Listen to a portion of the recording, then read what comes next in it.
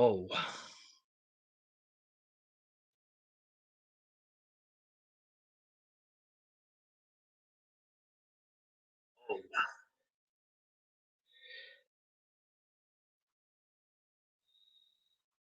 Just in case what you guys are wondering why I said, oh, wow, right there.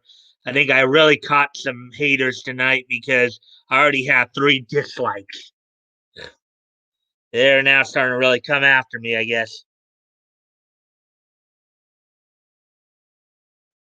So I got, well, even though it shows 4 here, 4 likes, it's technically 3. So as always, guys, I do appreciate any and all likes and shares to help with the algorithm and help offset some of these haters.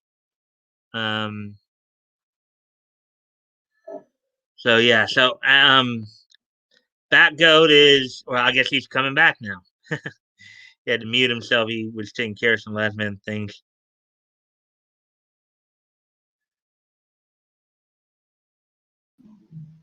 Good evening, Mike. Good evening, everyone. Hey, so Batgoat, did you just hear what I just said? I did. I was listening. I was just muted. That's all. So let me look. Are you looking at it on the Oh, yeah, now 2 watching. now Then you got 3 dislikes. Hey, that's really good news. That means you've got haters. You're somebody. I know it kind of stinks though, doesn't it? So yeah, I mean, yeah, but people are dumb. and I've been kind of used to having my like percentage. Hey, Woody. I mean, I'm still well up over 90%. I'm like, is that 98.6% on the like percentage, but it's still kind of because mostly you have us with you, and obviously we hit like every time, so that's gotta help, I would think. Yeah. Well, and usually I end up with like 5 to 7 likes a night from you guys. So, usually, I mean, sometimes it's been as low as 2 or 3, but as always, I do appreciate. I usually remember to hit the like. I think most of the other guys do. Yeah. According to StreamYard, only 2 of us are viewing this, but I'm thinking Woody is still with us. Oh, no, look, I got another like, so that helps. Thank you.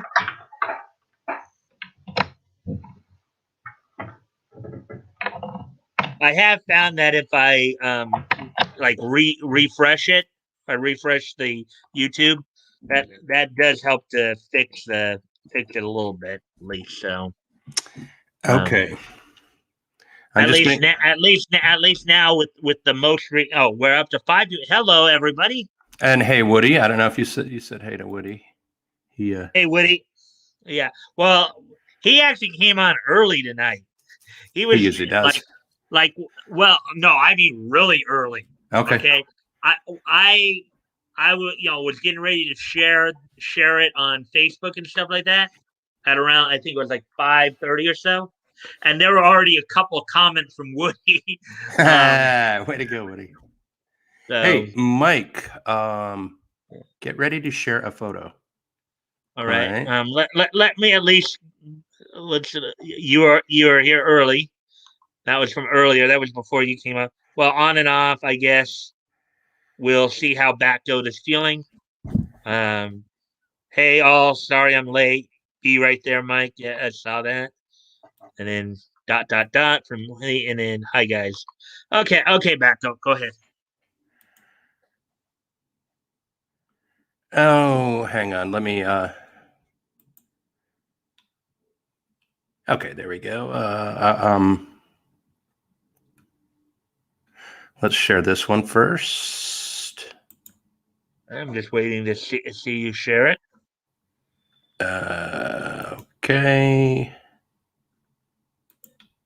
While you're doing that, Woody just said something. I wanted to be around in case the guest want to be around in case the guest host was down with Coop. That's awesome, Woody. We were talking about that when I first got in, like just in case. But I was able to suck it up. I took some Dayquil. I'm feeling all right.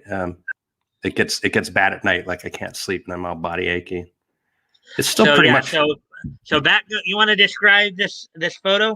All right, this would be. Can you guys? Does my cursor get shit? Do you see that? You don't see my cursor, do you? So at the bottom, No. you'll see the microphone. As we all know, that's Yeah, the blue and yellow microphone. yeah, my Spudco mic. So as you can see, I printed out some fonts there, and okay, you can unshare that one, Mike. I'll give you, or here, I'll stop. Nope, that's right. I have to do it. So I stop the screen. Yeah, that's right. Yeah, Okay, we're so not we're good, going to do what we did last week, right? That was my bad. I don't want to do that anymore. So we stop screen and we're good. I'm going to show you one more. It'll just take me a second to load this up. Ooh, it's kind of it's blurry. I didn't fix the photo. I apologize for this, but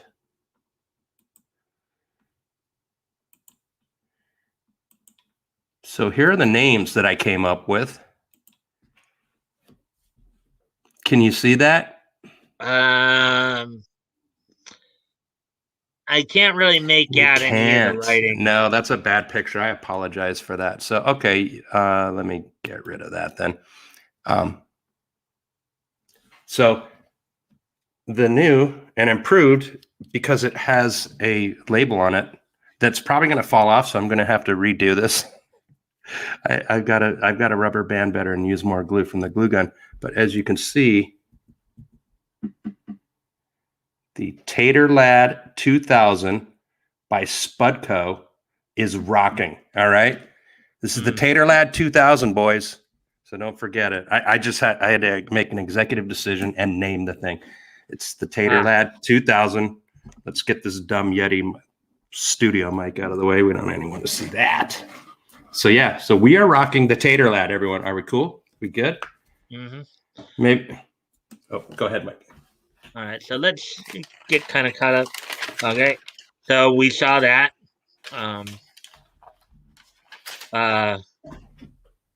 A Tater Lad 1000.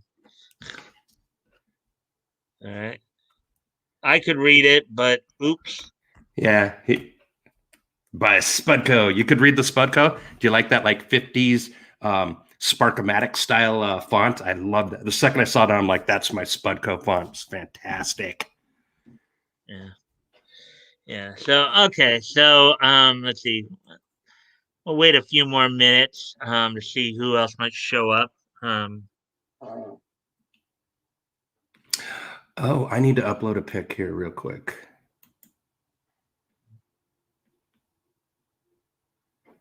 Yeah. I'm just switching over screen so I can try to find the. Did I stop the screen? Oh wait. Did I stop it? We're good. We're good. Okay. No. I was just switching over to. Oh my god. Okay, Woody's gonna love. Page.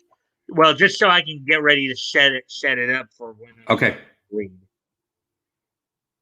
Why I'm waiting on you to. Oh, hang on.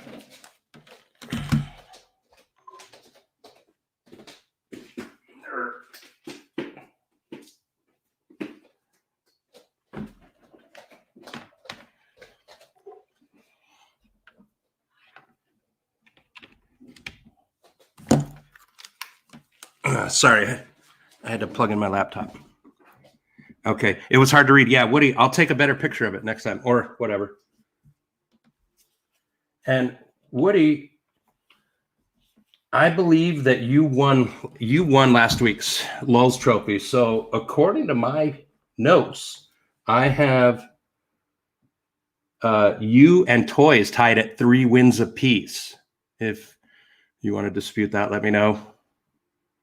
But that's the count I have right now. So I'm thinking the first one to get to 5, there's got to be some kind of special trophy, or I'll have to maybe mail something, or could make another little sticker card like I did. That was for you last week. All right.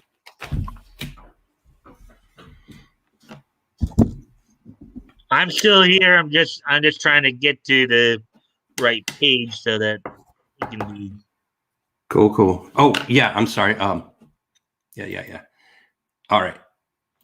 Okay. Oops. I mean, now I mean, okay. I've got a little peanut picture. Woody will like this because he knows I want to turn him into a race car driver. So this picture is great.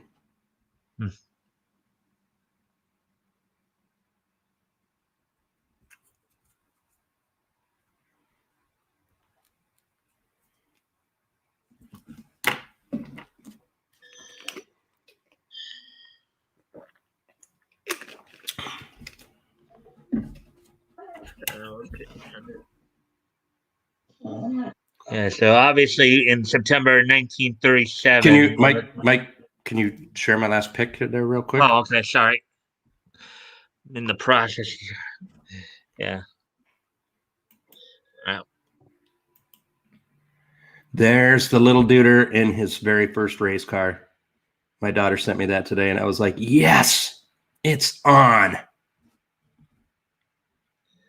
So, hey, Batgoat, what's the likelihood that you might try to get him to become a NASCAR race driver? Better than 1%. Less than 100%, but there is a percentage that he will become some kind of race car driver. Of course. Well, I mean, I think part of the problem though is that I think even maybe not as much with the other major sports, but there is some contention there where maybe there are some in the NASCAR circles that are going that are what? Going a little woke. Oh yeah, we know all that crap. But then again, like, you know, LeBron jerk boy James shouldn't stop someone from going into the NBA. You know what I mean? Yeah. I mean, the NBA is crap. It's an embarrassment of an organization right now. We all know that. It's very anti-American, but you know. Yeah, and they're just feeding into that one narrative. But anyways, not that we're trying to get too political here. And you know what? Honestly, my daughter and my son-in-law, they want him to be a hockey player. So we'll see who wins out. They know I have money, and I'll spend it on him though. Yeah. So let's see. Okay, it was hard to read. Okay. Sounds legit.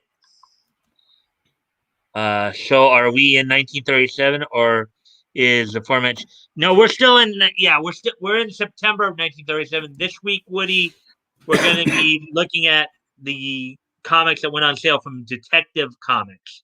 So we're going to specifically be looking at, or from DC Comics. So we're going to be specifically looking at a couple stories from. In fact, I should probably, and I'll do that in a sec. Let me just finish off the comments here. Then I'll probably will go with that. So nice, and then nice. Okay, so we're going to be looking to this week. We're going to be looking at comics that went on sale in September 1937 from Detective Comics. Next week we'll still be in September 1937, but we'll be looking at comics that went on sale, you know, from Quality and David McKay. So that's the next 2 weeks here. Okay, this week we're going to focus on Detective Comics. We're going to be looking at Detective Comics number 8, New Adventure Comics number 20, and More Fun Comics number 25. The features we're going to be focusing on include Speed Saunders, Spy with Bart Regan, Federal Men with Steve Carson, Dr. Cult, and Police, and not police, but Radio Squad. 4 of those 5, of course, are Siegel Schuster stories. And then the last one, and that was going to be part of the note package I was going to go into, and guess Batgoat's muted for a moment. I guess we'll. Oh yeah, so just over here.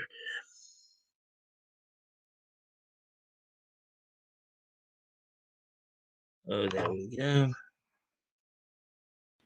Sorry about that.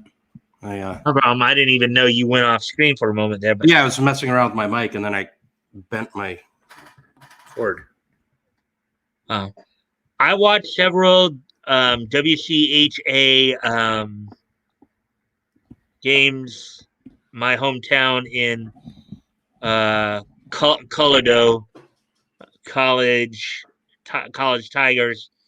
Saw them play a bunch of Minnesota college teams. Really fun to watch. Yeah, Woody, you're talking about the old WCHA when we had Colorado College and we had University of North Dakota Fighting Sioux and U of M, the Gophers, the Bulldogs. Air Force Academy was a really strong hockey team, college hockey team, and we had some new, like Boston College. So the WCHA, before the NCAA lost their collective woke minds and ruined everything, the WCHA was known as the best college hockey league, hands down. And the Sioux were at the top of that with the most titles. Fighting Sioux. Okay. Anyways, yeah. Algorithms keep pushing my viewer count down to 2 when it was actually at 3 here, so I had to keep refreshing it. Anyways, Woody, was that a typo about what her position was? okay, so this is what he's my in parentheses ex-wife, secretary at the local radio station that called the games. Does it say secretary? Oh, I didn't even see that secretary. Well, someone just scored a point. Got 3 ones sometimes. Nicely done. College hockey. Yeah, Woody's with me. Talking about my love for old college hockey, the old WCHA, UND Fighting Sioux days. Well, now they're saying we're down to only 2 people viewing, but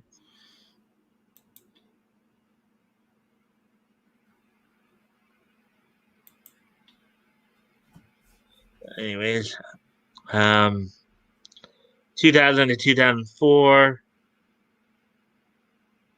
Yes, I saw a bunch of games those years. And then, oops. All right. So, anyways, so yeah. So basically, before we get started, yeah, I might as well just get ready to share the screen there. We're actually at 17:44 here, so started very late, but there we go. So there that is. That's of course the cover of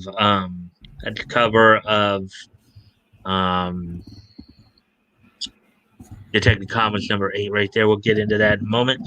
So before we get started, of course, I want to just go through a few little notes about Speed Saunders. So Speed Saunders, so according to most records, he was created by E.C. Stoner, who happened to be, from what I understand, one of the first African American comic book artists / writers.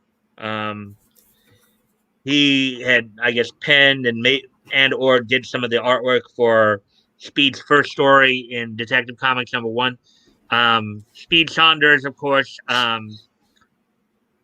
remained basically remained a feature in Detective Comics from issue 1 to issue, I think, 50. He later in post-crisis, he was retconned as being, now back in the golden age here, they didn't seem to have any connections to any of the other characters. But they brought him back in 1999 as part of, through JSA Files comic. And what they did was they made him basically the first cousin of the Golden Age hot girl, Shira Sanders Hall, and the grandfather of the modern day hot girl. Excuse me there. The modern day hot girl, Kendra Saunders. And I didn't even realize Batgoat stepped away from the computer there. I had to plug my phone in. It was almost dead. Yeah. Okay. with that though too is that there's been some, I guess, debate as to who actually created Speed Saunders, because most people say it was E.C. Stoner, even though he only did the one story.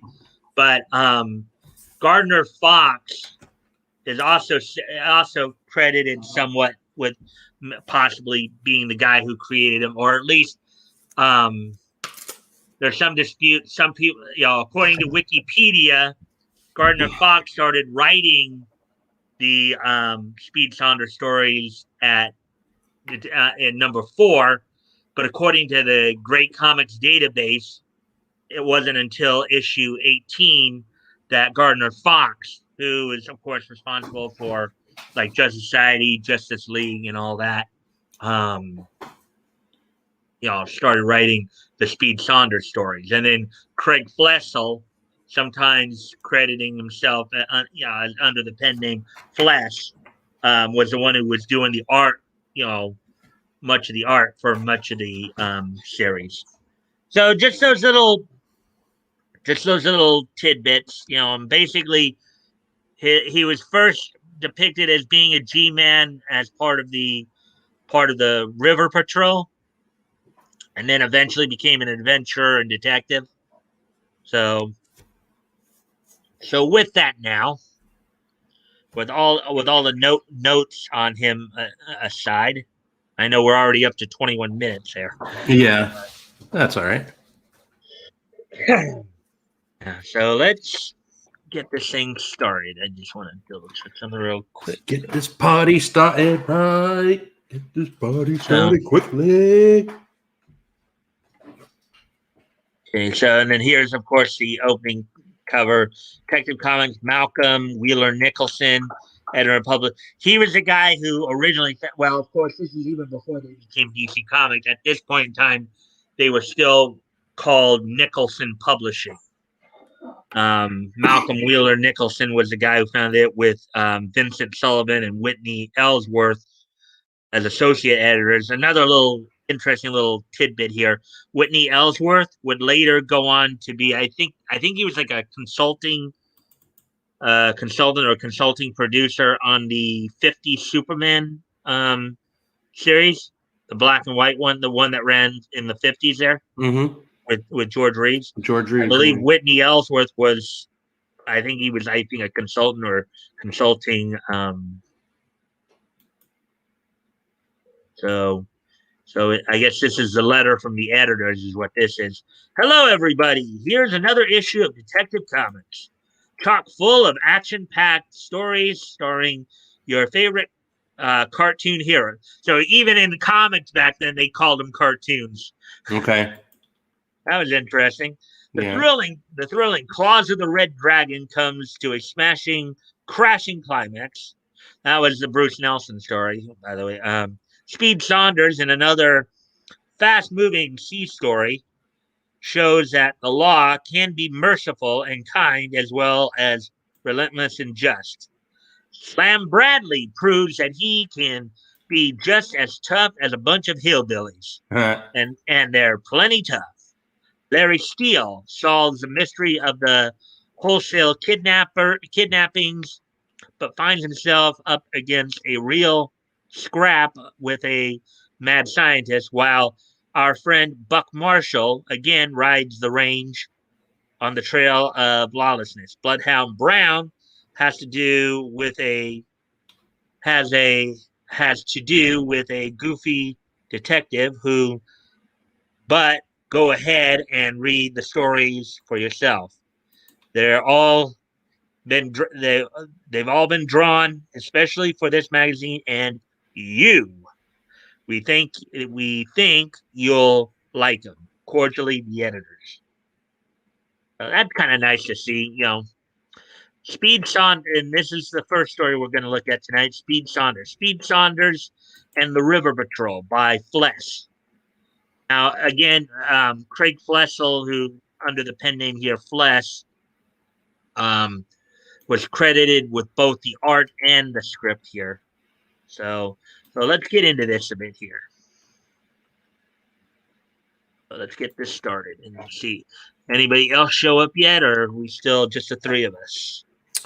Yeah, probably just the three of us. So, all right, so Fred Dunn, convict of San Sin Jail, serving a 5-year term for grand larceny, escapes and becomes a fugitive from justice. Hello. San Sin Prison, a takeoff on Sing Sing Prison, right? Don't you think? Yeah. Well, they said San Sin Jail here, but okay, yeah. Yeah. And then they have all the, I guess, headlines over on the left side there. Hello, operator Saunders. Hello, operator Saunders. Try and locate Fred Dunn. He's down at the waterfront right now. Okay, Chief. I'll get him. Meanwhile, I'll slip on this boat to Boston. He's down on the waterfront yelling, Stella!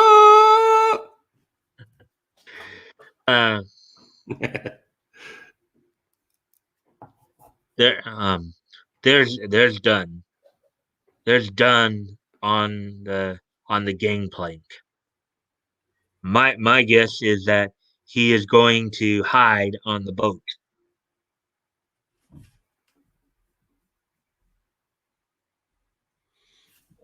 Let's see. Captain, I wish to report 2 stowaways on board this trip. Put them in the brig. Turn them over to the police in Boston.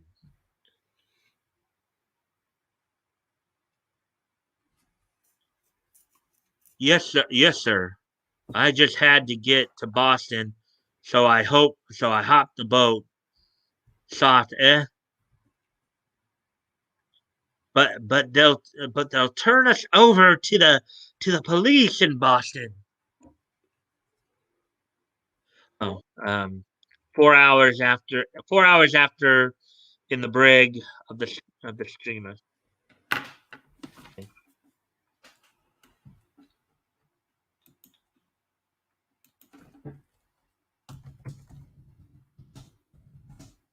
Dunn in desperation breaks the lock, and as the boat nears Cape Cod and plunges overboard. I can't let him get away now.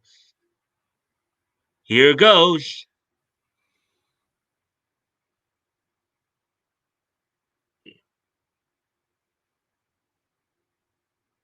Help! Help! Take us ashore! Oh, help, I'm being repressed. Now we see the violence inherent in the system.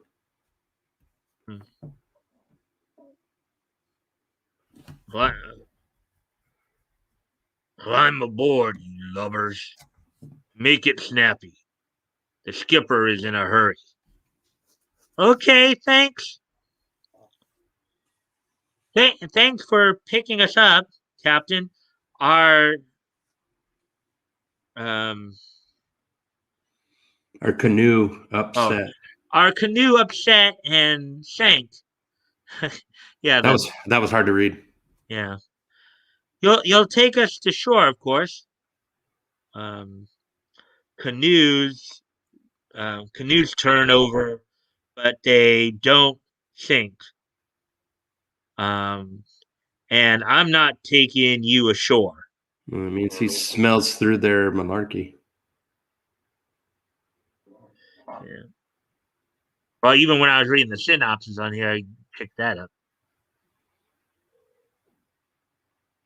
This is a fishing boat headed for the Grand Banks. Our time is worth money.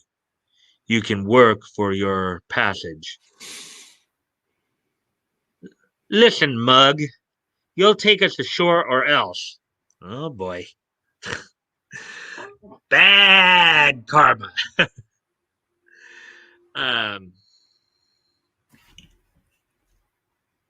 Lee.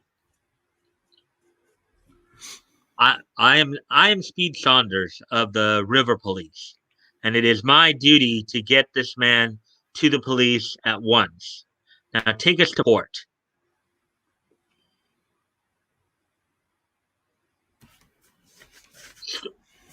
Stow your guff.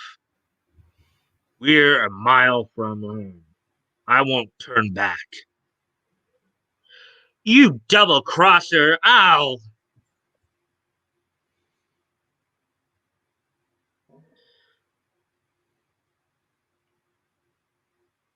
Put okay. Put down your hands, son. I'm not a fighting. Oh wait. Oh, I'm not a fighting man. Oh wait. Oh wait. Oh, actually, that's the captain. I'm sorry. Put down your hands, son. I'm not a fighting man. Take me to shore, or I'll beat your head off.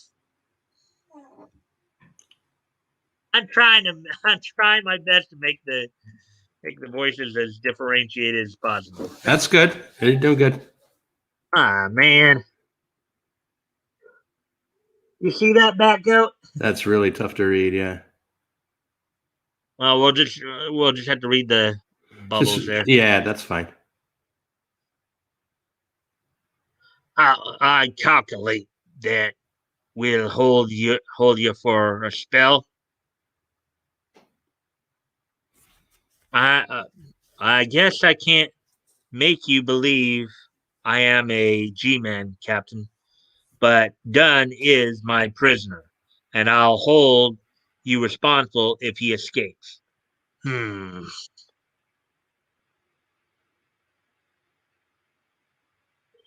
Sorry, I had to lick you, Dunn. You're a grand scrapper. Say, is that true about you being an escaped convict? Yeah, that's why the dick is after me, Captain. As we know, dick is in this usage meaning like detective, Detective. or Mm-hmm. yeah, Private investigator, detective, right. either or. Yeah. Mm-hmm. Give us a hand, Doug. This is cutting my hands. Hurry. Okay. 4 days later, on the Grand Banks, we find the skipper and Dunn together. A sudden jerk of the boat, and the skipper is pulled into the ocean. Swim, Captain! I'm coming. I can't swim. Blub blub. What an idiot. How in the does a captain not know how to swim? That's ridiculous. I know you probably have heard of this anime, but have you ever seen One Piece? Yeah. Um, okay, you've seen One Piece, right? A long time ago, it was a pirate ship and weird people on there. And, yeah. Well, those who eat the devil fruit on there have their ability to swim taken away from them. But that's anime. This is trying to be like a real style serial type of thing. And just like any kind of captain being on a boat not knowing how to swim is just beyond preposterous. Mm-hmm. Coming from a ex squid, take it for what it is. Yep. So. Look, I'm even wearing my U.S. Navy medical property of U.S. Navy Medical Department. See? Mm-hmm.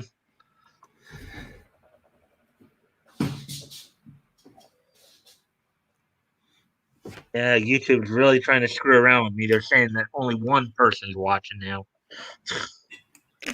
That thing's always wrong. Yeah. Dunn, reared on New York's waterfront, is an excellent swimmer. Okay. Oh, I see how it's actually supposed. Dunn, reared on New York's waterfront, is an excellent swimmer. Quickly dives into the ICC and strikes out for the floundering skipper.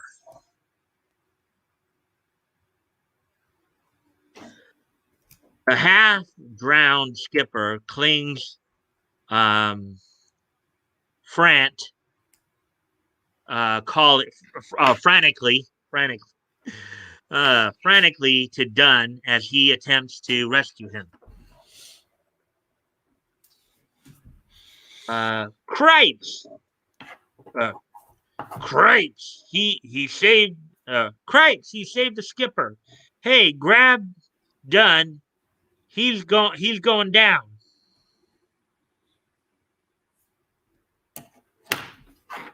Hell, pull through, skipper. Or he'll pull through, skipper. He's plumb tuckered out. Plumb tuckered out.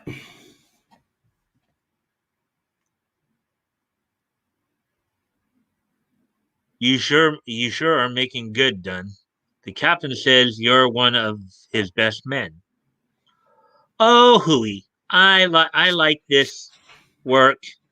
I'd like to stay here, but you know how it is.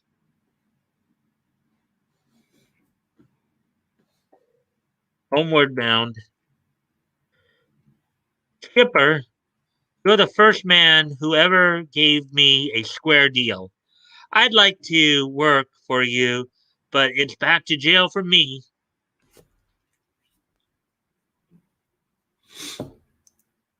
I don't believe in breaking laws or shirking one's duties, Saunders.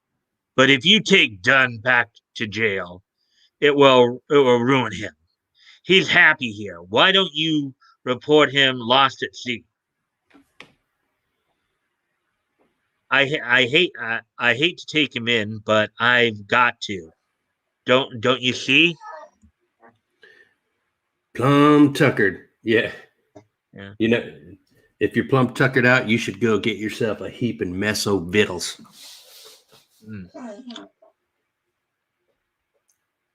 So this is New Bedford. Let's stop at the post office. I want to call my boss. Yes.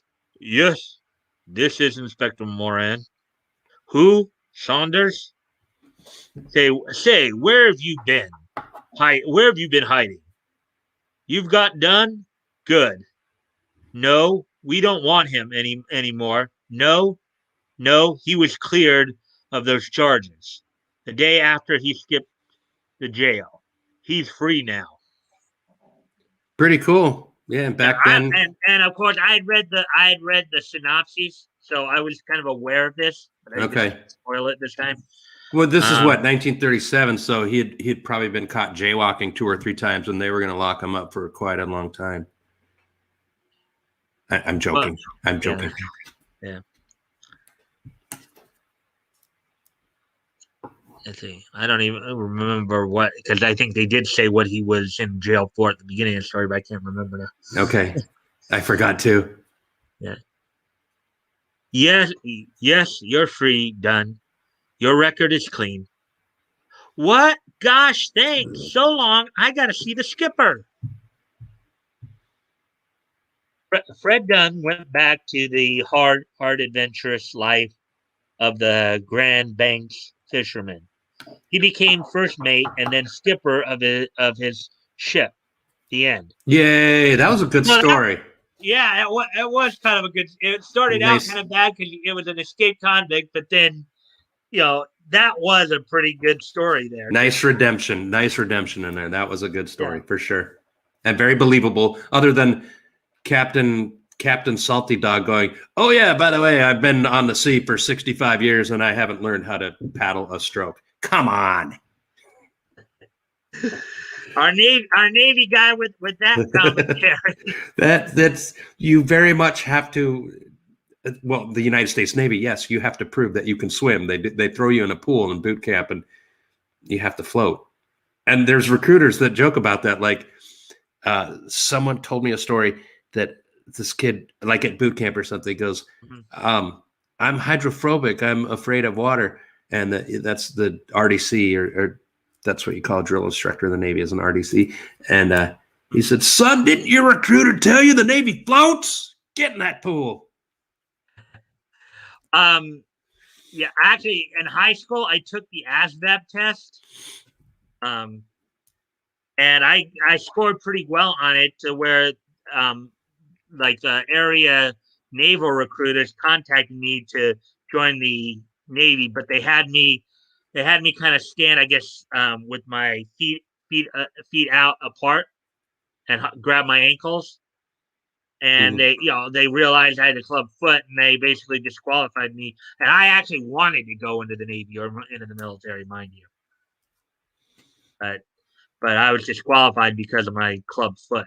Oh wait, I was almost disqualified because of my bad knees. I have 2 bad knees, and I was able to hide. I was able to hide quite a bit of stuff from the Navy because I've got just like bad stuff, like knee. My hearing is really bad. I once I became a corpsman, and every time I'd get rechecked on the hearing, the first time I got lucky that I would fake it because I knew how to run the machines. I can't hear poop, so it happens. But like I say, I kind of knew what I was doing, and I faked my way through. And as far as they knew, they're like, "Well, you have 1 bad knee," and I'm like, "Yeah, just 1." And they're like, "Okay, we'll take you, but we're going to put a little waiver that, like we're taking you in, and we know you have this bad knee, but like there's no excuse for you not running and things like that." I'm like, "All right, cool," and I signed on for that, and I did. I ran a lot more once I got in the Navy, which actually kind of helped my knee. It's weird. Sorry. Continuing. No problem. Well, it was just taking me a while to get to the next story here. Okay, cool. So glad I could be filler. Yeah, that was you sharing your naval experiences there. That helped fill the time. I miss the Navy, honestly. Now that I'm much older and been away for a long time. Yeah. Now the counter is reading 2 people viewing, so wondering. I see. I show 3. Well, now I see 3 because I just refreshed it on my YouTube side of it. You know what'll happen? It'll drop back down to 2, and it'll say 3 for the next minute or 2, and then we'll see that we have someone else in here. It would be my guess. Yeah. More Navy stories. Thank you, Woody. I will try to. I'll make a note of that. That more Navy stories are appreciated. Let me at least look and see. Yeah, it's now saying 2 again, of course, at the 42-minute mark. I've got some doozy Navy stories. Remember, I was Blue Navy. I was on the Nimitz. I crossed the equator, so I'm a shellback, which a lot of sailors are not. And I was also brown. The majority of my career, I was brown or dirt Navy, meaning I was combatant with the Marines. So I got some good stories. All right. So, anyways, let's get to this next one. Spy by Jerome Siegel and Joe Shuster. U.S. Spy Headquarters. Sally and Bart are given a routine assignment.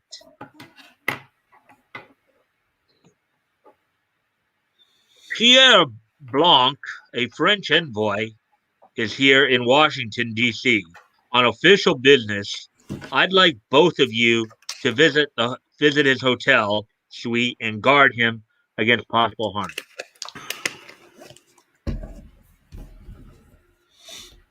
I get it.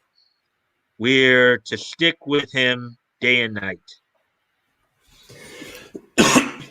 I hope he doesn't. Man, I can't make out that word. Of course, they crop the page and they cut the page in such a way that portion of the bubble is. It's going to happen on that panel there too. Yeah, I see it. When the envoy suite is reached, the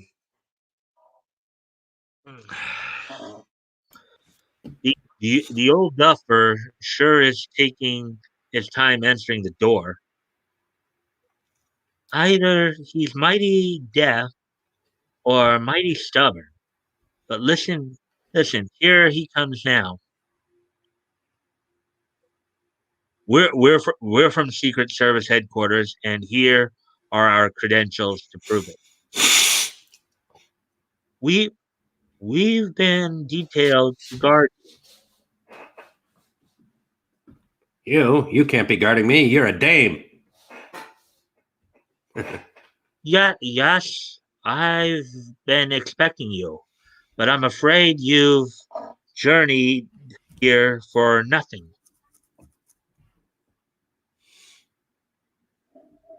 I'm an expert pistol shot. I can take excellent care of myself. Thank you. And now, if you'll excuse me, you're excused, but whether you like it or not, Bart and I are staying right here. We were ordered to guard you, and you'll just have to get used to the idea. But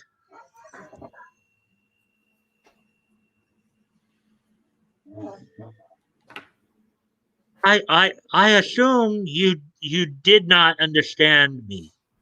I resent this intrusion, and further, I insist you leave at once. Um, Go ahead and insist if it'll make you feel any better. Why don't you accept the situation like a good little uh, fellow? After all, we're doing this for your own good. You ought to show your appreciation by offering us cocktails. Sounds good to me. Very, very well. Oh, one moment, and you will have your cocktails. He's gonna put a Mickey in there. He's gonna put some knockout drops in their drink. Well, that's possible. It could It's be. possible. Uh, again, I read the synopses before. I read more or less a lot of the synopses Okay. so I kind of know what's coming. But it it certainly is taking him a long time to get those cocktails. Why don't you try that cabinet? You've tried every other cabinet. Doesn't that seem suspicious to you, Batgoat? He's tried all these he should know. He should be somewhat aware of where everything is. Yeah, but I think they're onto him though. That's why Yep. yeah. I think you might be right, but let's see.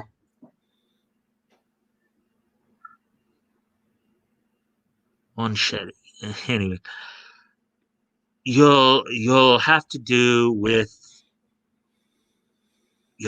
without your drink. I seem to have misplaced the decanter. I guess the decanter is a serving tray or something like that. No, the decanter would be like the metal thing, like yay big, and it kind of flares out to the top, and you.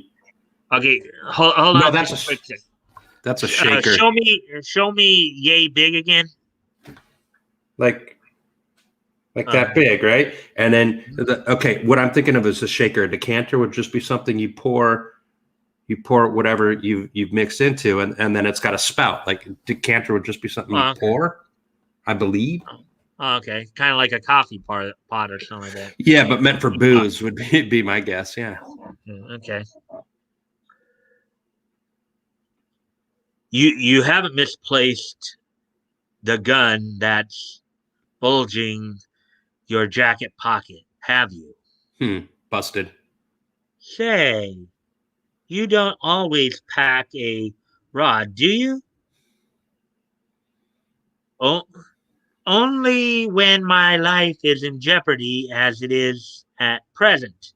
But again, I assure you, I can well take care of myself.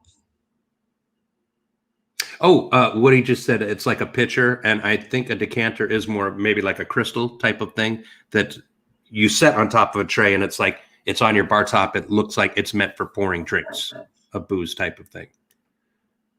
Okay.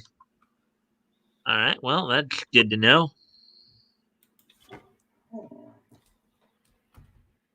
I see you have a piano in your suite. Would you mind playing for us?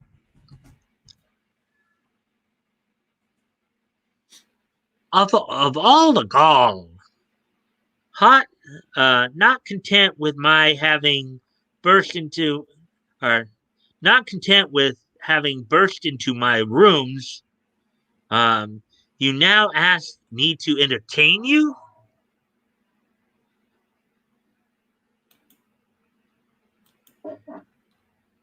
This has gone far. This has gone far enough. Get out. Get out of here at once. How do I know you're not really assassins planning to kill me? Get out before I shoot. Maybe he means it. I wouldn't be sure. I wouldn't be surprised. All right, Mr. Envoy, since you brought up the matter of false identities, how are we to know you're Pierre Blanc? First, you take a suspiciously long time to answer the door. Then you say you were expecting us when you had no warning. You had no warning we were coming. Next, you can't seem to be able to locate things in your own room. And last, you can't play your piano. Ah, she's calling shenanigans. Hey, you can share the screen. There's a picture. I got a picture of a decanter. Okay, let's take a look at it then. I typed in vintage decanter, and all of them were Oh yeah, crystal. I've seen those. Like I've seen those. Yeah, and they So usually in are the used for alcohol. 20s, 30s, 40s, think of like a big metal tray, and it would have that, and then the glasses and stuff. Yeah. Yeah. Well, yeah, because I remember seeing something like that on Dark. You know, when I've watched Dark Shadows before. The old Dark Shadows back Yeah, in the yeah, 60s. yeah, yeah. Okay, cool. So all right. So anyways, okay. So,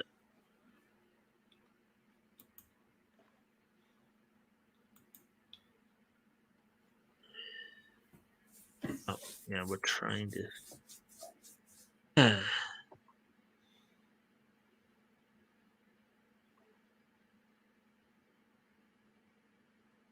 All right. Then. So anyways, as we continue on here, another thing. What is it that keeps stirring within that closet? A ghost? Da da da da. Let's see. Let's see what they reveal.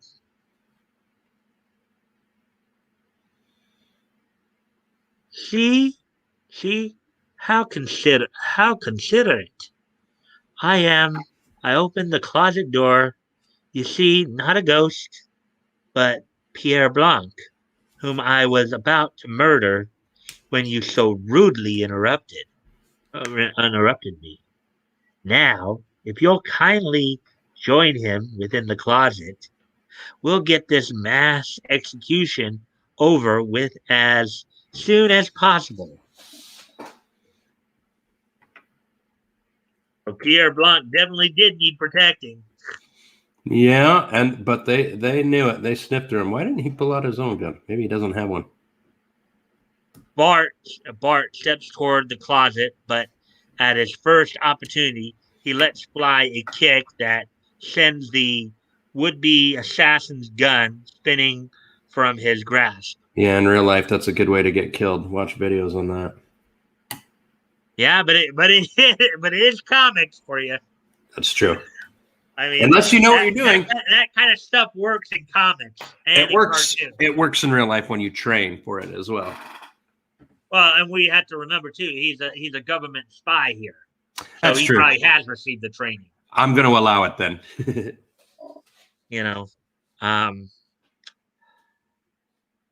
I let's see, I I forgot I forgot to tell you, I was the star punter on my college football team.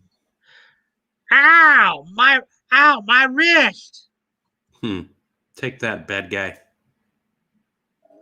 instantly the two close in and wage a mighty hand-to-hand struggle.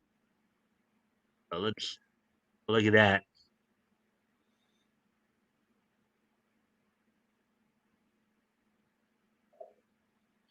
Sally snatches up the gun.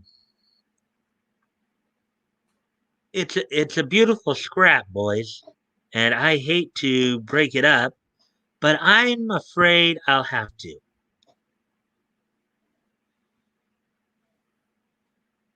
Ease your mind. Fight is over. Fight is over. Yeah. He knocked the dude out right as he was saying the fight is over. He's telling her to chill. Yeah. So, later at Spy headquarters, Pierre Blanc is on the telephone. He wants to again thank you for rescuing him from that murderer.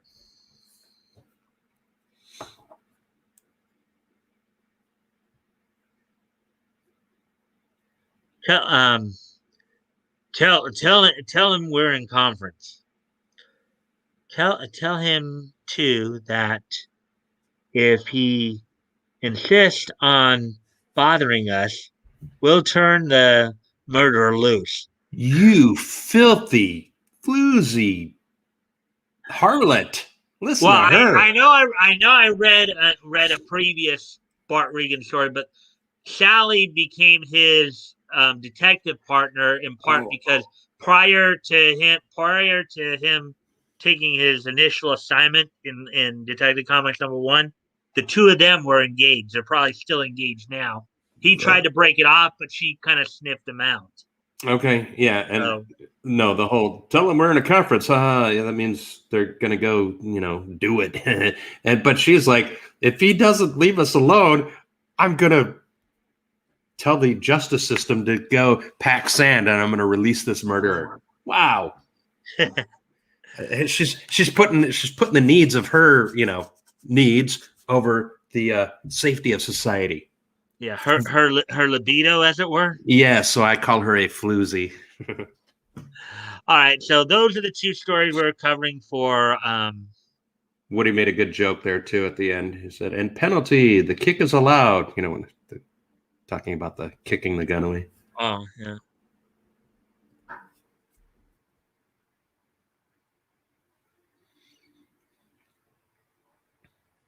Something's going goofy on this page or whatever.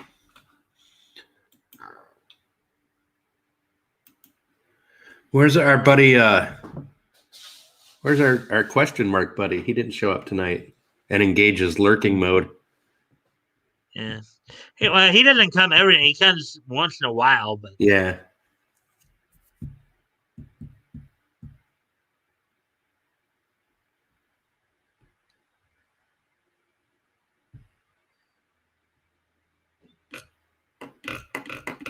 All right. Okay, so anyways. Hey, there's our pew-pews.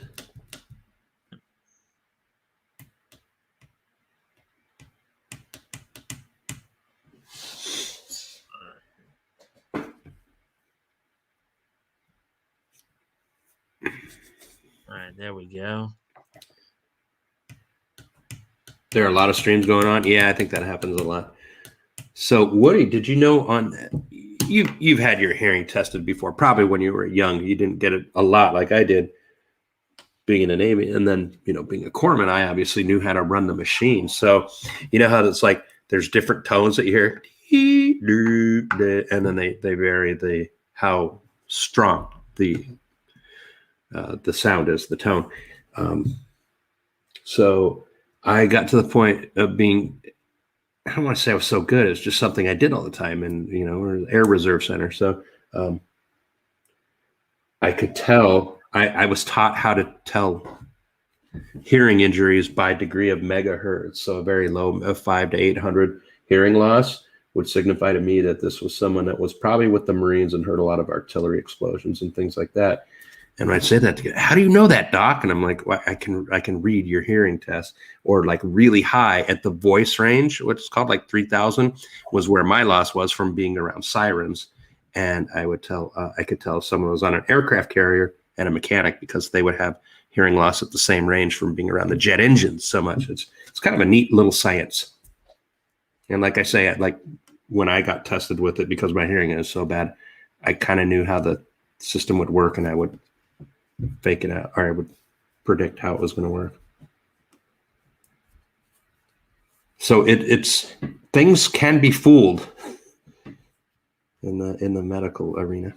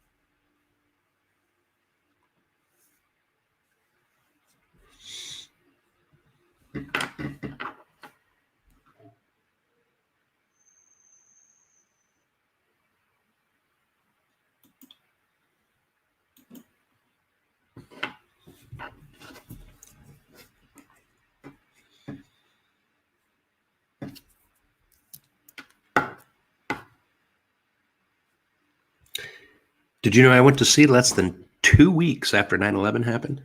It was supposed to be a training cruise, and it turned into a wartime cruise very quickly.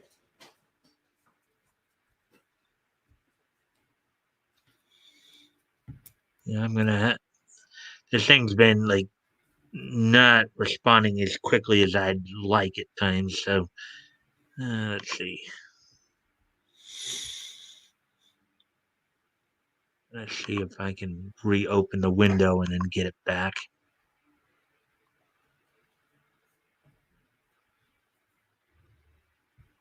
Oh, wait, no, not that one.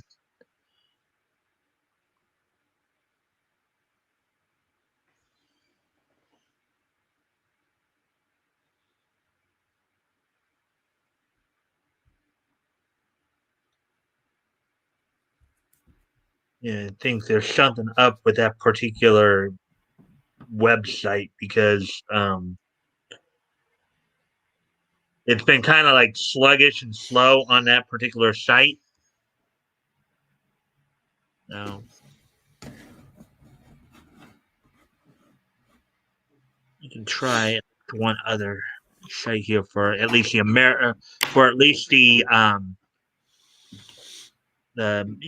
the new adventure story, because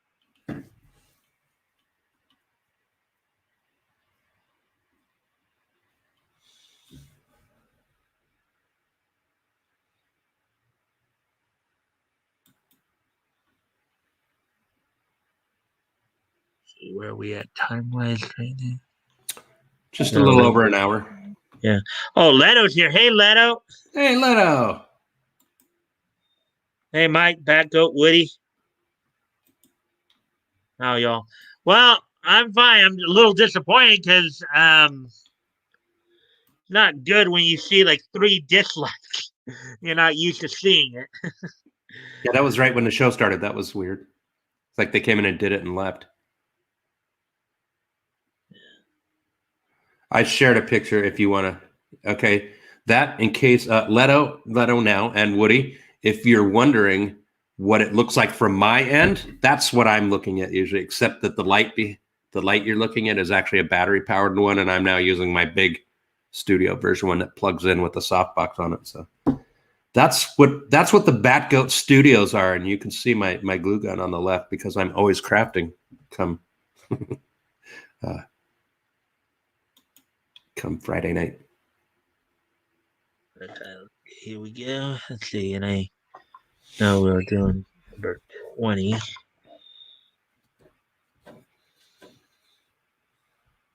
you doing, Leto?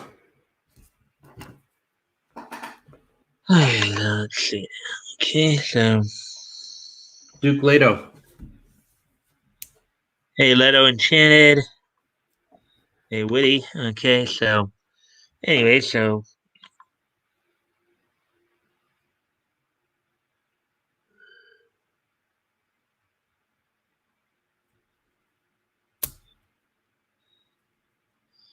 all right, so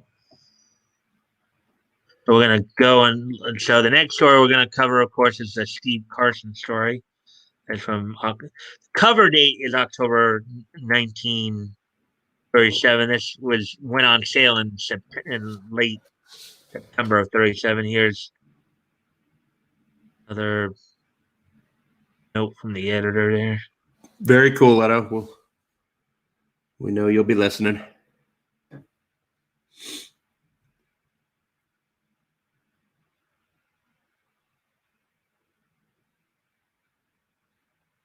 Was he driving off to work? He said he's good, but sad that he won't be able to chat because he's going to work. Yeah. Here we go. Here's the next. So, Federal Men by Jerome Siegel and Joe Schuster. Now, part of the reason why I chose this story tonight is it's going to feature the Junior Federal Men Club. So, let's get into this. Readers, I want you to meet Operator 48. This month, he's going to tell you how he and his branch of the JFMC, that's Junior Federal Men Club, captured some dangerous criminals. Hello, fellas!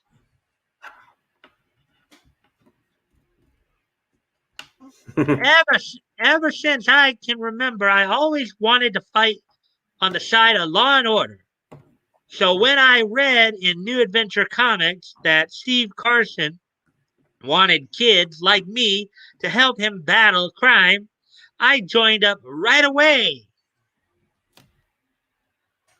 I persuaded my friends to do likewise, and we used um, always used to keep on the alert for crooks. See, seeing that suspicious looking guy, I don't like his looks. Neither do I. He's my he's my arithmetic teacher. Nah, I'm going to go off camera for a minute. All right. One day while we were uh, one day while we were uh, one day while we were holding a meeting in the office of one of the kids' fathers. Hey, chief! I've been watching that black sedan take a look through the bank window, and don't keel over. Let me have those binoculars.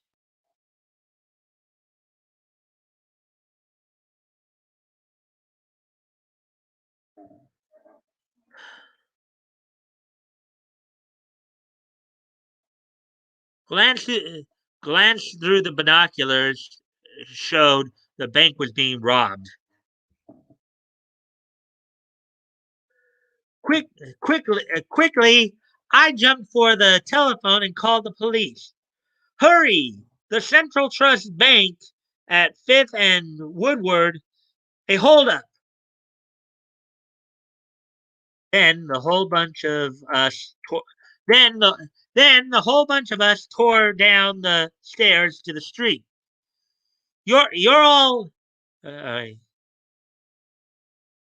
You've all your orders to your post without delay. You said it, Commander Boy. Will we make those crooks sorry they ever saw a bank?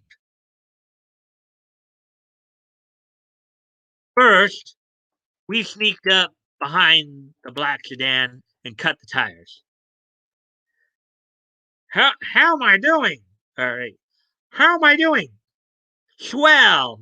And might as well punch a hole in the gas tank while you're at it. Yeah, man, kid fighting crime, huh?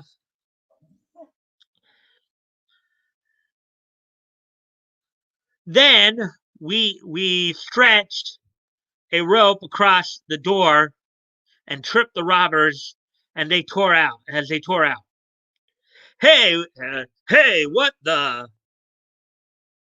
Give it to them, boys!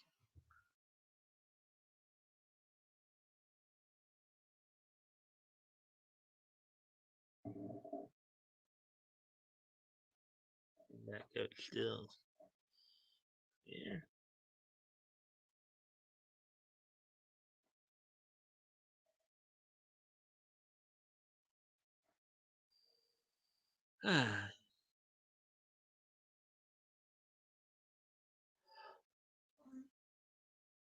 Operator Operator 48 went valiantly to work with his mallets. Hooray! My xylophone lessons are coming in handy after all. But but the crooks roughly threw us aside and sped off in their sedan, closely followed by the local police. You back, Batgoat? I am. All right. What the bandits didn't know was that I was hanging onto their spare tire. Nice. Ouch! I can't hang on much. I can't hang on much longer. Bump.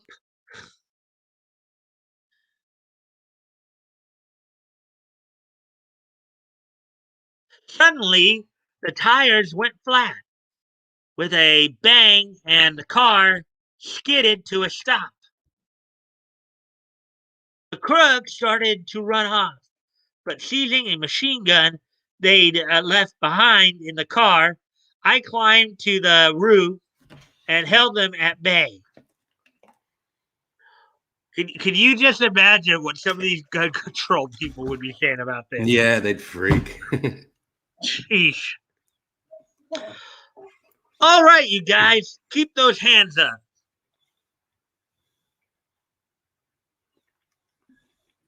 Shortly later, the local police arrived and took the robbers off my hands. Good gosh, will you look at that? Wait, when you quit looking, will you please arrest these mugs before they find out this gun ain't loaded? Mhm. Oh boy. Honest Operator 48, I think you're swell. That was a splendid piece of work. Gee, thanks, Steve. But it's all in the day's work of a junior federal man. The end. How did the tire pop? Was that just luck? Oh wait, you probably weren't here when during that part of the story. They actually sliced the tires. Okay. And but so he's up there making pretend that he's shooting at him with a little pop gun or something, or a fake gun. No, I think that was an actual machine gun. It just wasn't loaded. Okay. Here, kid. So, Here, kid. Play with this Thompson submachine gun. It's not loaded. It's harmless. yeah. All right. So, anyways, so let's see if we can hopefully let's see if we can hopefully get the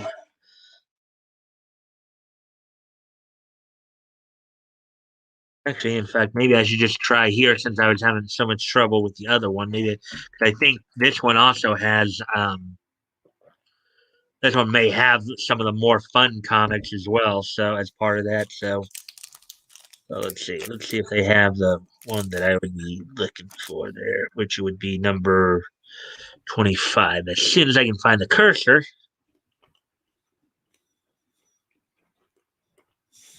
Okay, so and over there. Sorry, Woody. I'm eating on camera once again. And just to make you mad, I'll let you know it's chips, regular Lay's potato chips, and the fun-sized candy bars. And that should be my meal. Ow! Ow! Why did I do that? Oh wait, yeah, that's right. You weren't here for the whole story there, Batgoat. But No. what did you think of that? What did you think of that last story we just read? That was cool. The little federal man kid. Yeah, I didn't see the whole story, but it looked like you can always go back and look it over again, when you have time. Yeah, looked at looks like a little G-man, little tough guy in training. Yeah, well, what I can tell you as we get further down the road, the years and stuff, there'll be a few things like this. And JFMC was one of the first ones. There was like the Minutemen of America, who were basically a bunch of kids who are all connected via CB radios, who were helping our men out. There's a few other interesting little tidbits there. So, anyways.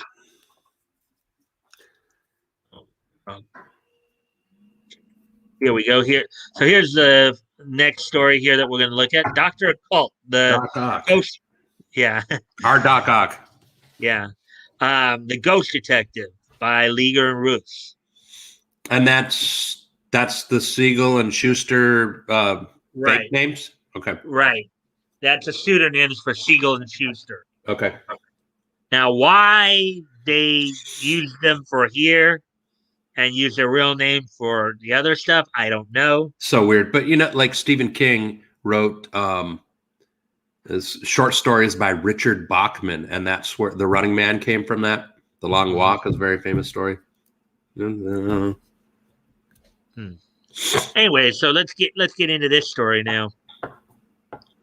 A telephone warning frightens Richard Manners, wealthy manufacturer, half out of his senses.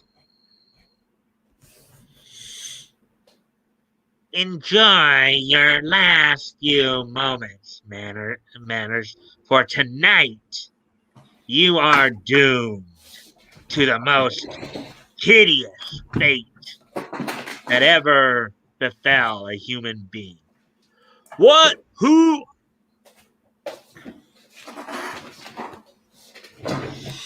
Trembling, Manners phones the police. I demand to be guarded. I tell you, my life is in danger. When the police arrive, have you any idea what this fate that was referred to might be? None at all. Police stand guard at the manufacturer's bedroom door when he retires. Some assignment here. We've got to keep our eyes open all night while that old geezer drifts off into dreamland. And the call was probably from just some harmless crank. But within the bedroom, Manners suddenly jerks upright in bed and shrieks out his lungs in sheer terror. Look at his face right there, Batgoat. That's sheer terror. Yeah. He's screaming. Yeah, he's screaming like a little girl. Instantly, the police guards race into the room, but stop short in horror at the sight of that greets their eyes. Shortly later, Dr. Occult is roused by the insistent ringing of his telephone. What's that address again, Captain? Yes, I'll be right over. Upon arriving at the Manners mansion, Dr. Occult is related the details by Detective Captain Ellsworth. See how they framed that. I'm going to read that again. See how it was kind of interesting. Upon arriving at the Manor's mansion, Dr. Occult is related the details by Detective Captain Ellsworth. So you don't hear people talk like that anymore, do you? I do. That's extremely high usage medical terminology when you're writing a patient report, and to remain objective when you say the patient if the patient stated something to you, you damn well better put it in quotes, and you better be ready to back up in court that they said exactly that. So to get around that, you say patient related, and then you are allowed to paraphrase. Okay. That's legal. I do know that. Okay. But why did you summon me? Occult. The case is right up your alley. Two, though safely locked in, Manners vanished completely, and lying on the bed in his stead, we found da da da da this, an exact bronze miniature replica of Manners. How startlingly lifelike it looks. Do you mind if I summon Manners' person? Do you mind if I summon Manners' personal physician? When Manners' physician arrives, it's it's astounding. This reproduction of Mr. Manners is so exact to detail that I can even detect certain bodily defects he possessed.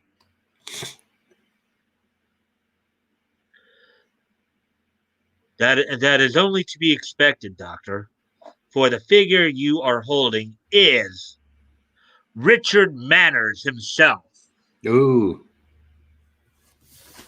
Getting all paranormal again with his Doc Ock self. Well, he is the ghost detective. He is. There's none better. Later, within a patrol car, what did you mean by your remark about Richard Manners being that miniature figure?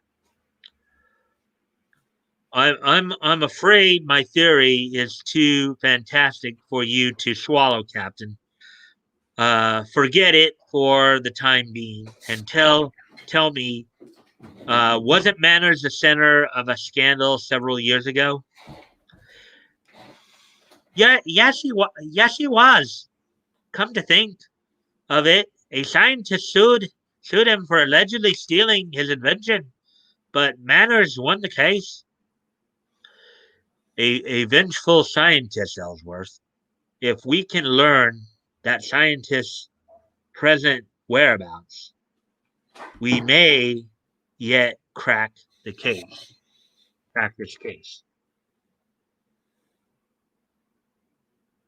Through a great stroke of luck, they learn the scientist's address from headquarters files, then commence a wild dash to the savant's residence.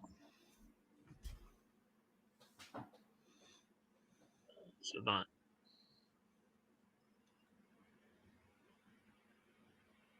Because there were a few more quotes here. In the meantime, don't squish it. Yeah. Don't sit on that thing. Well, I think it's bronze, so I don't know if you're actually squish it, but it might be if it's made of bronze, it's more liable to hurt you than it gets squished.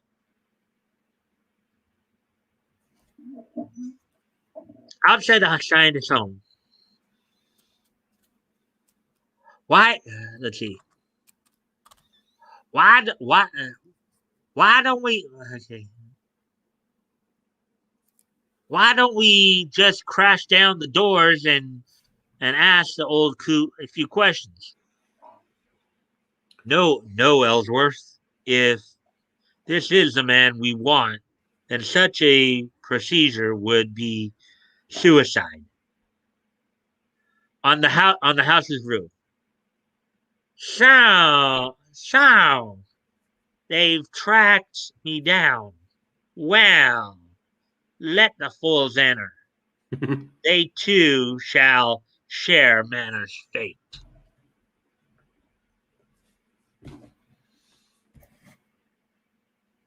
As Dr. Occult and the captain enter through a window, they are surprised by the scientist. Don't move, either of you. The same goes for you. You're under arrest for the murder of Richard Manners. You killed him because he'd stolen one of your inventions, didn't you? But how did you do it? Ever hear of transmutation and condensation of elements? Well, I reduced Manners from a human being to a bronze miniature by merely rearranging the atoms in the molecular structure just exactly as I'm about to repeat the process on you. Barely does he finish speaking when a terrific wave of shocking force, um,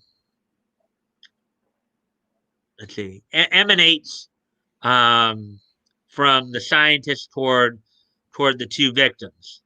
Almost frozen, um, almost frozen, immobile. Doctor Occult scarcely manages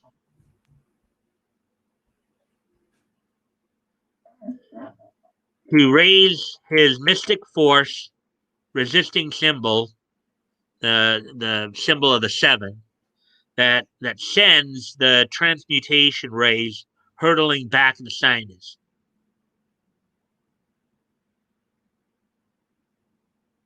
Good Lord, he's shrinking. Good Lord, he's shrinking. He's receiving the doom that was meant for us. A few moments later, Ellsworth and Occult kneel beside a tiny metallic figure. What what a horrible fate to die. What a horrible way to die. But how in heaven's name did he do it? That, Captain, is one of the things it would be best for mankind to never know. The end. Now we'll have one last story before to finish it all off. That guy was kind of like Dr. Shrinker.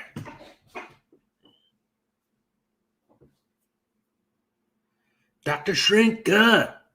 That was like a Sid and Marty. What was that? It's an old British thing from the 60s. Yeah, I don't remember Doctor Shrinker. I don't think I probably ever watched it.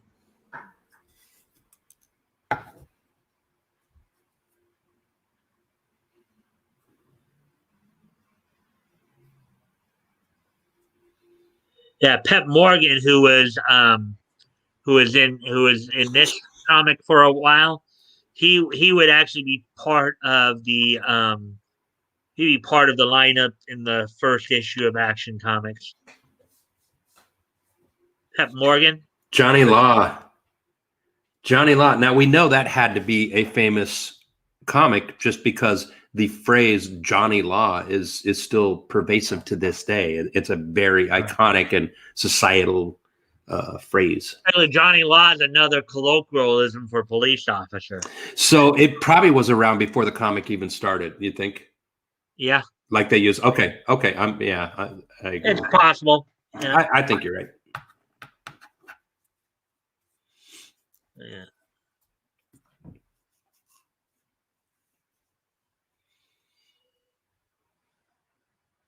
Okay.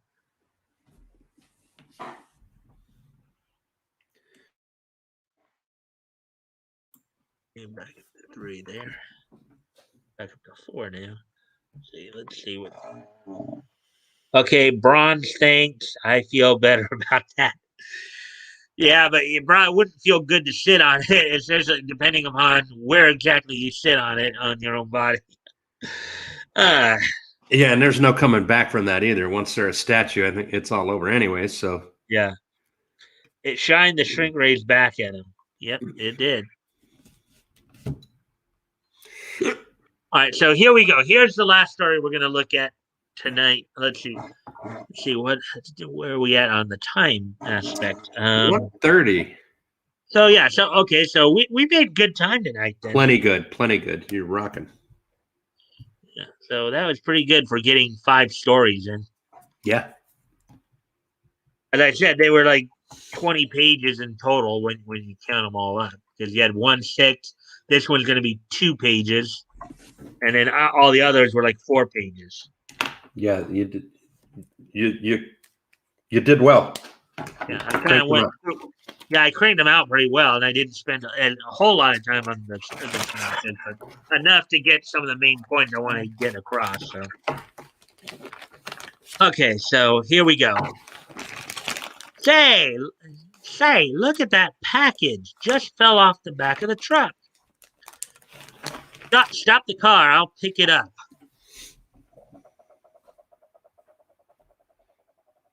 Step on it, Sandy. He's driving on. Guess he doesn't know it fell off. Look at that writing on the running boards.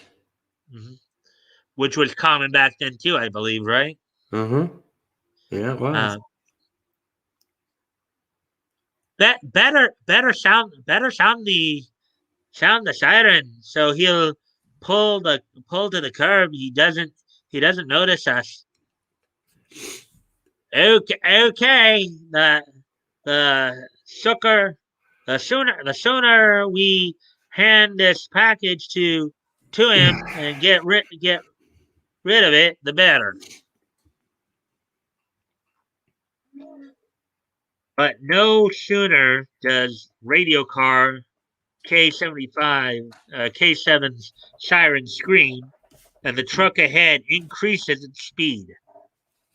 Oh boy, I wonder what's going on there. Instantly, the chase begins in earnest.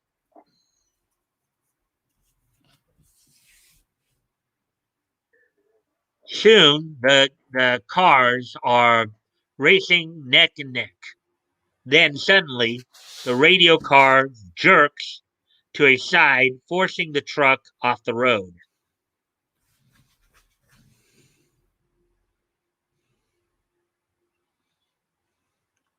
Oh, all right.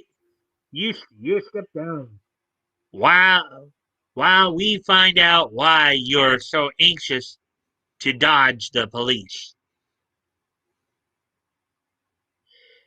Yeah, okay. Illegal liquor. No wonder our friend here didn't want to get acquainted. Well, you've got me. But what I can't understand is what caused the tip off. That the package dropped off the truck. We were only trying to return it. Oh, why that's nothing but a carton of aspirins. Give him the package, Sandy. He needs it. And the end. No, dummies. Give him a bottle of the booze he was transporting. He'll appreciate that more than aspirin. Yeah, so there we go. So that's let's see. Yeah, we're at an hour 36. I think I made pretty good time tonight, eh, Batgoat? I agree. Yes, you got the stories in that you wanted to get. So yeah, that was good. Yeah, just not as many people viewing tonight, but we still had a good time with you, me, Woody, and Leto dropped in there towards the end. So this is not Batgoat's best performance. You know, right in the middle of my COVID, and I'm starting to fade here. I'm getting pretty tired. All right. Well, we'll probably wrap up then pretty quick here. Okay. Because the only thing we have left, of course, is this day in each history. History. So Woody, Leto, you guys ready for this day in each history? I was thinking there was some coming back. Let us Yep. Sweet. Yep. All right. So we're gonna wrap. Normally we do run almost all the way up to 2 hours, but again we're gonna wrap this up a little quicker tonight. Just so Batgoat can go and get some rest. Hopefully, with a weekend's worth of rest, that'll get more of the COVID out of you.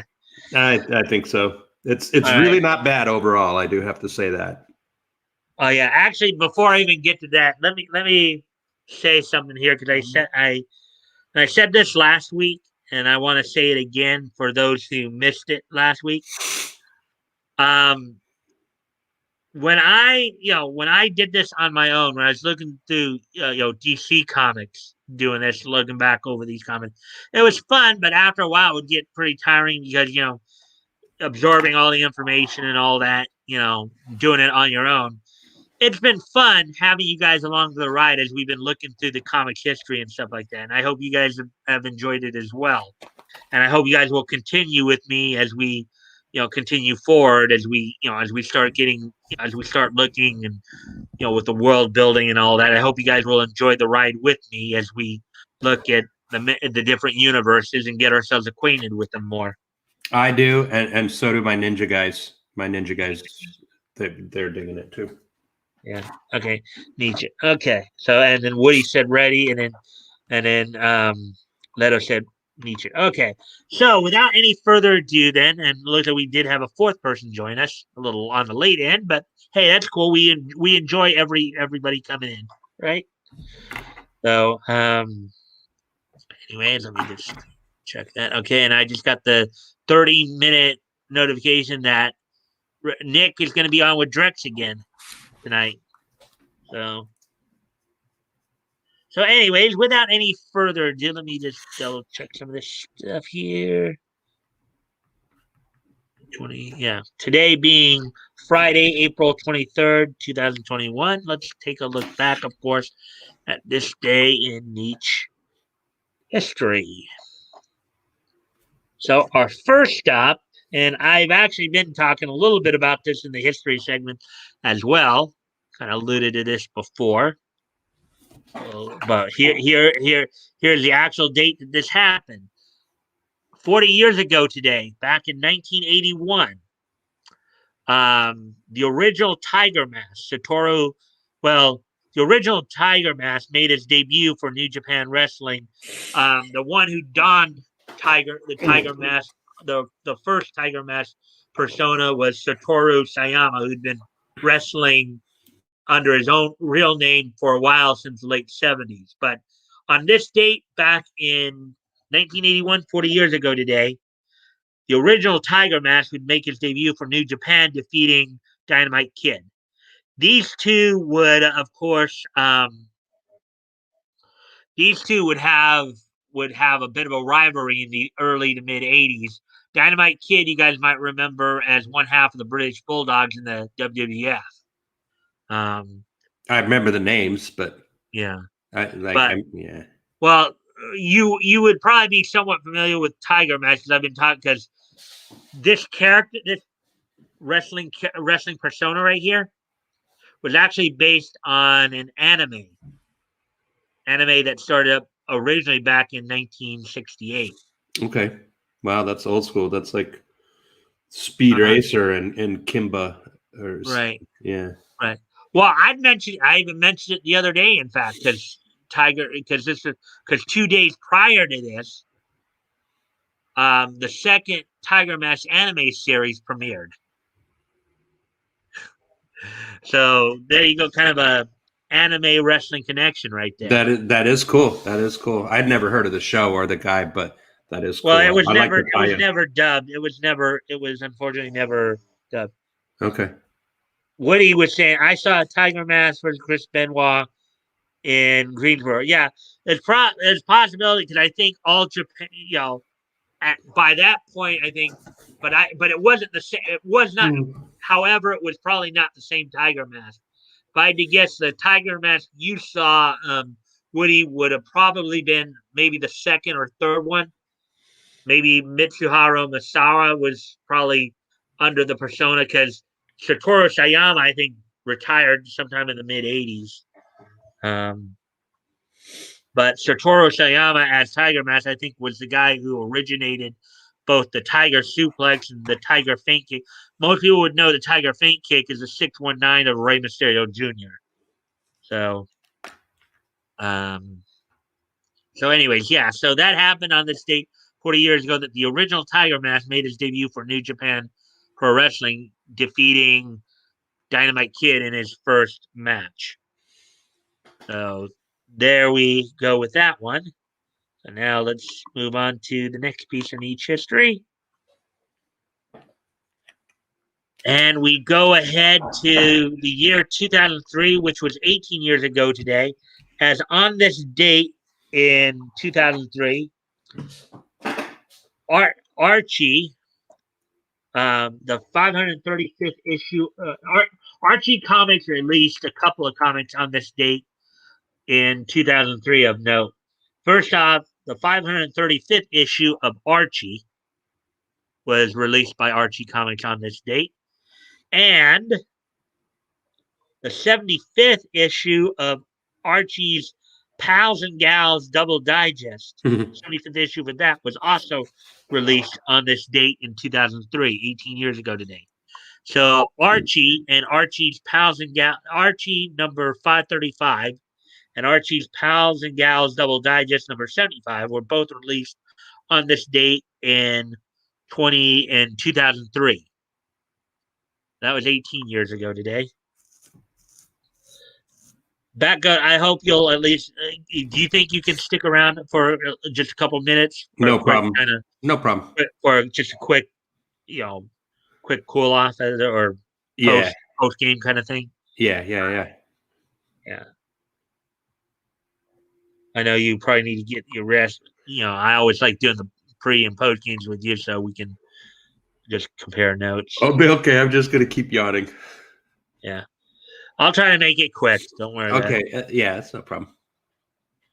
All right. So, and on this date 5 years ago in 2016, the anime Kamiwaza Wanda, literally translated as Miracle Wanda, premiered on TBS in Japan. Now, this is not Turner Broadcasting System. This is Tokyo Broadcasting System. But yes, so Kamiwaza Wanda, anime Kamiwaza Wanda, which translates Miracle Wanda, made its premiere on TBS on this date 5 years ago in 2016. So that's it for tonight, everybody. We kind of have to wrap up a little early so I can. Tokyo Broadcasting, who I can't speak. Who they're the channel that had the show Takeshi's Castle, which later became MXC, the Most Extreme Elimination Challenge, which was a fantastic show from the early 2000s. Okay. All Useless right, guys. trivia. Well, sorry. Yeah. So we're now coming up on it. What? Actually, we do have one more thing to do before we sign off, don't we, Batgoat? Yes. Let me get to it here real quick. Okay. I started to remember as soon as you said I realized. Oh wait, yeah, the lull ceremony. Okay, let me get the picture up.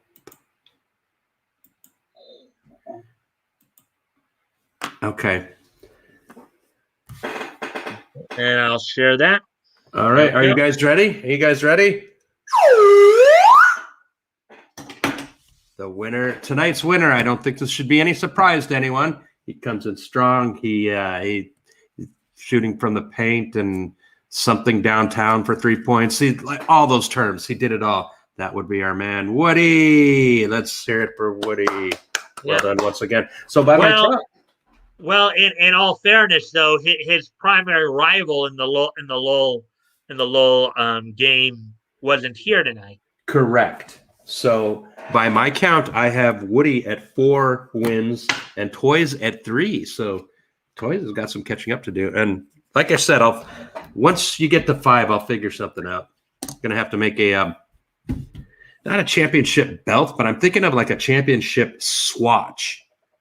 Woody, you remember swatches? You might dig this. So I may, if I can get my hands on a swatch or something really cheesy like a watch, I may glue stuff to it and do my take on a championship belt because I'm crazy, as you guys know. Yeah. Well, Batgoat Leto just said, "Lol, good for you, Woody." Oh, your participation trophy. You know what? Because you did participate. I'm just going to use the same one from last week but you were a rock star all shift long. So there's your Woody's participation trophy. Woohoo! All right, and thank you for coming in early, Woody. I'm glad you were ready to come in if Batgoat was unable to. So I do appreciate that. So, anyways, Batgoat, can we go ahead and clear this out now, or? Yes, I'm sorry. I'm sorry. That was yep, my bad. All right, guys. Well, I thank you all for being here tonight. Thank you for all the likes and shares, and if you can go back and watch some of well, Woody's saying, well, he has a wife. We need to give him a bye. Yeah, probably took her out on a date or something like that, right? Fast food. Yeah, okay. All right, guys. Well, again, thank you all for being here tonight, and I do appreciate it. And I will see you on Monday. Bye.